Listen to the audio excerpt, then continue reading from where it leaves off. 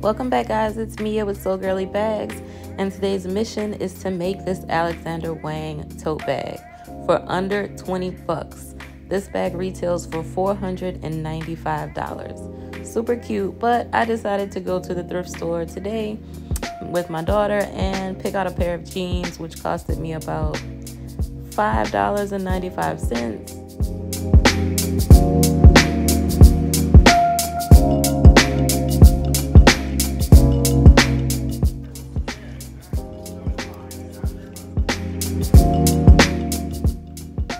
The jeans were $9.95, but I was able to get a discount, which made them $5.95. Then I ran over to Joann's and grabbed a zipper that was about $6 or $7, but I got a 40% coupon, which took off a few dollars, which made it about $4. If you have to purchase some fabric for the lining, you may spend about another $5, but $14-15 is all we spent so far, and we're about to make this $500 bag.